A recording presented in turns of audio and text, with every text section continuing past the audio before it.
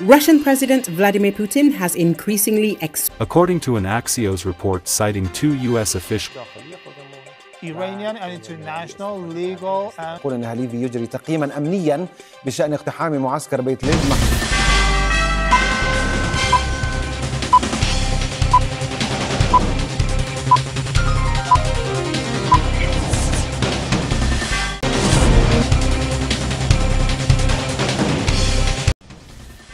Addunyaan sa'aatii 48 keessa Israa'elitti waan ta'uuf bokkaan cabbii galoo galaana humna lafoo fi qilleensaatiin Sappirayizii Israa'el irratti roobuudhaaf jirtu dhagahuu jirtu. Ajajaa waraanaa Iraan Jeneraal Muhammad Reza Baghari Ayatullah Ali Al-Khamenei fi President Masoud Pezeshkian'dhaan darbe Reuters reporters dubbisuun addunyaa waliin gahanii.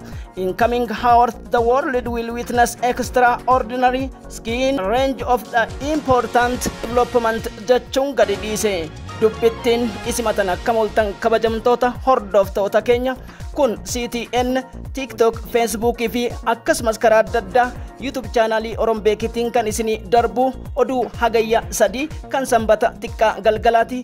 Kanneen YouTube channelii keenyaaf haarawaa taatan subscribe gochuun nutti dabalama. Odeessi keenya saffisaan akkasiin qaqqabuuf like gochuun dagatina. Yaada muraada qabdan sanduuqa keessatti nuu kaaya. Ijoollee hangafa kanaa fi kan birootti fufnee dhimbiibbaa balballoomiitiin singeenna. Nufaana bu'a. من جانبه قال المرشد الإيراني علي خامنئي إن طهران ترى أن من واجبها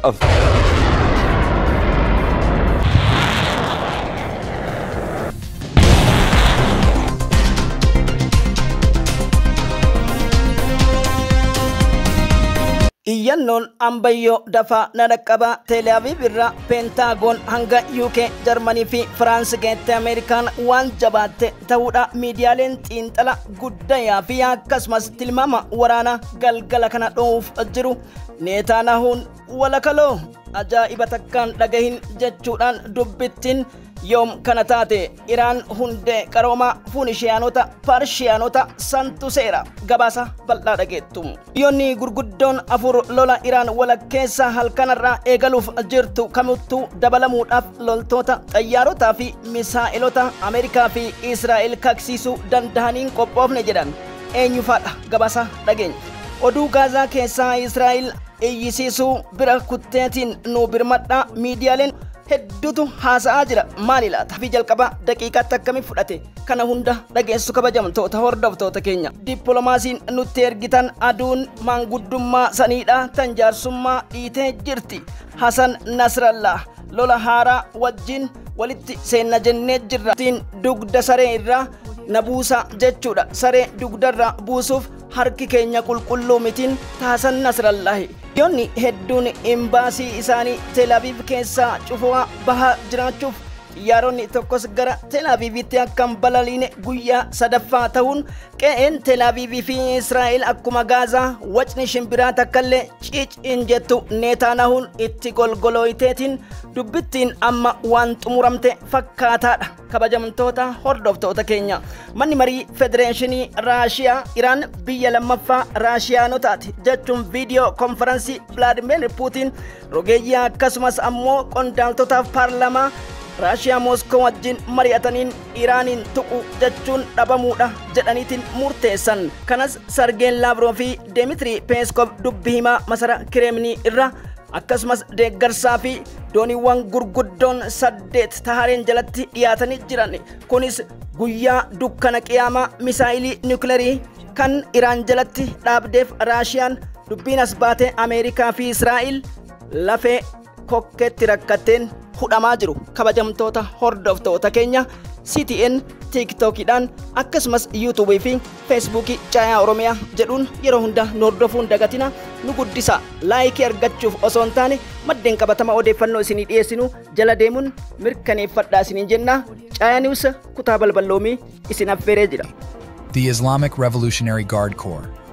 Dhaabbiin humna Islamic Revolutionary Guard jedhamu yoo xiqqaate humnoota saffisaaf Special Force 150 kanneen parashuutii yookiin ammoo kikiriphisa humna qilleensa gubbaa irraa dacheetti qabu.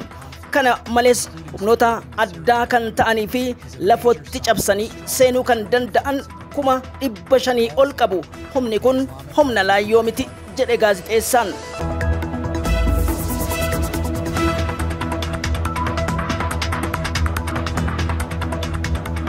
Gabaasni Interfact, Newsweek, Associated Press, Reuters fi Independent jedhan ajjechaan qondaaltota muummee Hamaasii fi Hizbollah Haji Ismail Haniyye yookiin Abu Abada akkasumas Fuad Shukriitiyaanaa ajajaa waraana Hizbollah kan Hasan Nasrallahin wal qabateen waraanni baa gidduu galeessaa addunyaa guutummaatti raasuu cimee itti fufuudha odeessu.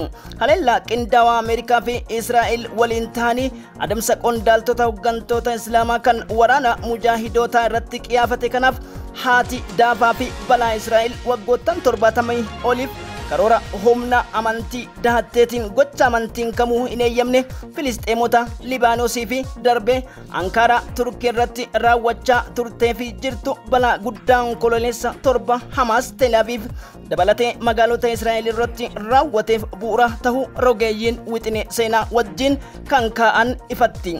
Kabajamtoota hordoftoota keenya, Iraan duguuggaa sanyii kana obsuu waan hin danda'aniif jecha keessattuu erga 1989 hanga 91dha Iraaq cabxeetii booda lameen isaaniitiyyuu Israa'elii fi Ameerikaan hariiroo guddaa Iraan erga kutattee dubbitti ija shakkiitiin laaluun odeessaa maqaa himamsaa fi maqa balleessii duucha balleessa atoomiif niwukileerii hojjetteedhaan wal qeequu fi wal coqolaasaa turuu galaalchi miidiyaalee dubbata. Jecha kanaan dura Jeneraal Suleeman Qaasimii irratti raawwatameen wal qabsiiseetiin Faarid Zakariyaadha gaazexeessaan CNN ministeera hajaa alaa Ali Bagahari Kaanidha gaafachuun akkasumas shira kana dabalateetiin Iraan haloo baachuu akka dandeessu dubbate. Akkana jedhe ministeerri hajaa alaatis Iraan imaammata mataa ishee keessatti guddina diinagdee akkasumas dippiloomaasii warra dhihaa wajjin fooyyessuudha barbaaddi ture. Haa ta'uutii tuttuqa baha gidduu galeessaa keessatti wanti isaan hin raawwatin hin jiru. Fakkeenyaaf hariiroo nuu fi Iraaq akka kamittuu hariiroo dippiloomaasii fi ollummaadha qabna. Ollummaa qofa osoo hin ta'in imaammatoota keessoo mataa keenyaa qabna. Garuu Iraan shirri isiin mooraa waraanaa US irratti isiin raawwatte hin jiru. Kuni hundinuu ergama Muusaadhaan kan ka'e Iraan irratti tarkaanfii fudhatu jedhe. Kabajamtoota hordoftoota keenya oduuwwan keenya irra qindeeffannetti dhiyaadha. يعني بأننا نحن مرحبا بك إذا صافرات الإنذار تدوي في بلدات إسرائيلية. هذا كان هدف، وطبعا العدو الإسرائيلي ومن خلفه هم ينظرون اليوم إلى المنطقة لأن من أهم نتائج. أفاد مراسل الجزيرة بإطلاق صواريخ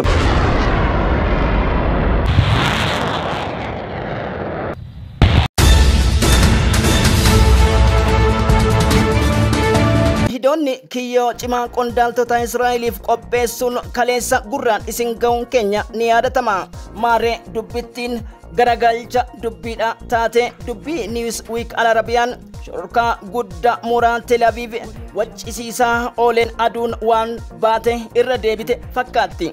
Walmariin duraan waajjira muummee Benjaamin Netanyahuutti taasifamu waajjira kamuttuu akka hin taasifamneef mooraa waraanaa keessatti dhokatanii taasisuun dubbittiin akka maqaa Israa'el humna qabdii hin jirtu fakkaatti. Kabajamtoota hordoftoota keenya, kunis jedha akka Newsweek dhutti walakkeessa guyyaa har'aa eessaa dhufeen kan hin beekamne misaa'illi humna Iron Dome Israa'el cabse fageenya kiiloomeetira 250 fiiguu danda'u GPS'n ajajamuu fi akkasumas Al-Hawaa jedhamu kan beekamu rukuttaa guddaa reejimentii 139ffatti humna qilleensa odeeffannoo waraana Israa'el kan rukute ture.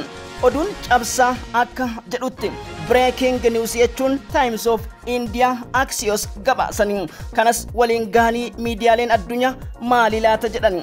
Namichi biyya keenyas egaa nu waccisiisuu eegalee jira. Kun dalagaa ayatullaati jedhe Benjamin Netanyahu. Qondaalli ajaja waraanaa Helziyaalleebii fi ministeerri hajaa alaa kan jibba musliimota akkasumas dachii Filisxeem jedhu argaan barbaanne Israa'el kaat jedhamu daqiiqaa 11 jala bahuudha dubbatan.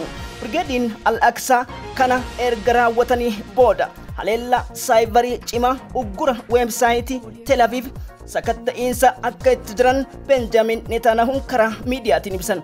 Kanaan wal qabsiiseeti wal dhibdeen jedha Axios fi Times of Indian Yoav Galantii fi Benjamin Netanyahu biratti. Sababni Yoav Galant Lloyd Austin wajjin mari'achuun lolli haa dhaabbatu gara mariitti deebi'aa kan jedhuu fi ugguramtoonni keenyas keessanis gara harka keenyatti akka deebi'anii fi Filisxeemota gadhiisaadha. Lolaatii fi daafaa abadan jechuun wal dhabuudha kan maddeen Newsweek, Interfact, Axios, Times of Israel wabeeffachuun gabaasan. Kabajamtoota hordoftoota keenya.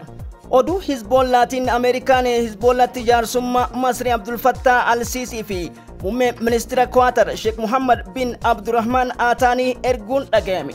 Ameerikaan Israa'el wajjin guutummatti haleellaan akka hin raawwatamne marii taasifnee jirra. Qondaala ajaja waraanaa Yoav Galantii wajjin xumurreeti jirra waan taateef kanaaf kanaan booda daangaa darbee Hizbollaan akka raawwannee fi gara lolaatti kan cehaa jiru keessattuu daangaa sarara bara 2006 mootummoota gamtoomanii kiiloomeetira 30 san akka deebi'u nu taasisa akkasumas dhimma Gaazaas xumuruu jirra jechuudhaan State Departmentii Sabrina Siyaany dubbatteeti jirti. Kanaan wal qabsiisee Hasan Nasrallah dubbittiin aduun dhiitee jirti. Eega Shukrii dhabne eega Ismaa'il Haniyyee dhabne dachiirra wanti nu hafne hin jiru taate. Dubbittiin Abdul Fattah al-Sisi fi Sheikh Mohammed bin Abdurrahman illee walakaloo jetteetiin Israa'el abdii mursiifte. Justifying his defense of Iran's aggression towards Israel. Killing of a Hamas leader in Tehran. Iran supplied the Russian army with Shahed kamikaze drones, which Russia has used in massive attacks. Erga mariin President Putin, Ayatollah Alif, akkasumas President Turkey, China, Ministeera Haajaa Alaa Yaangii wajjin xumuramte dubbiin as baate sa'aatii 48 keessatti waan dhufuu jiru akkasumas Sappirayizii Tel Aviviif naannawa isitti addunyaan tana qofa nu dhagayan Major General Muhammad Raiza Bagahariidha dhageessisan.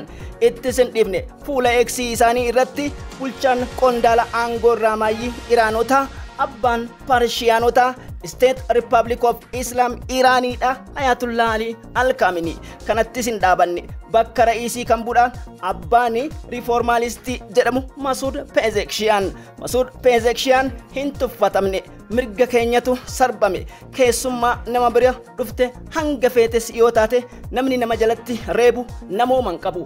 Kanaaf eenyulleen dachiisamii fedhe ijaaruusi haleellaa Israa'el haleellaa seenaa keessatti godaannisa tahee mul'atuuf ittiin nu beektu jechuun dubbittii dhale. Dooniiwwan 12 Ameerikaan gara Israa'elitti ergite waraana dabalataa naa ergaa Netanyahuutii fi baalastiik misaayilii farreen humna qilleensaaf haleellaa humna qilleensaa Iraan ni raawwatti jedhaman. Iraan Peroxy Axis kan jedhamu kallattii hundaan al tokko yoo kan banu taate qormaata nuu ta'a jette Ameerikaan. Haa ta'uutii Iraan waa hunda caala gumaa hedduu qabna.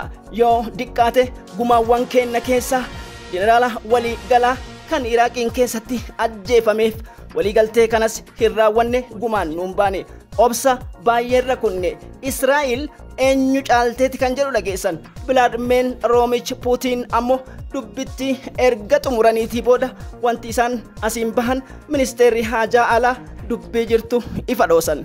President Raashiyaa fi ministeerota mana marii Raashiyaa kan Mooskoo wajjin taasifame Iraan biyya lammaffaa Raashiyaanotaati. Walabummaaf birmadummaa Iraaniin wanti dhufu nuun dhufe jechuun duruu sababaan wafaala garamaaf nadhaan akka jedhamu galoo galaana Parshiyaanota gurraachaa kan Iraanii jalatti dooniiwwan niwukileerii gurguddaa hidhatan taareen jala dhiyaachuun akkasumas adii dukkana buus yookiin misaa'ila duuchaa balleessaa qiyaamaa kan Ameerikaan sodaattu Iskandar misaa'ilii Iraanitti siikseen Ameerikaa hollachiise jedha. Dubbittiin iccitiin ammataas gadi baase isinoo dhageettanii jirtu Yahyaa Saareenii Mooskoo Raashiyaa biratti argama. Maaltu ta'e shororkaa keessaahu Faraans, Jarman, Giriik irraa kaasee wanti buuse kana jedha Axios. Maddi taas akka wabeeffattuutti dubbiimaan hawtii Yamanoota kan jiru Mooskoodha. Marii guddaa taasisaa jiraachuun dhagahame. Odeessa kanaa fi kan biraa hunda jala buuneet isinii dhiyeessina. Addunyaa keenyaaf nageenya haa waaru.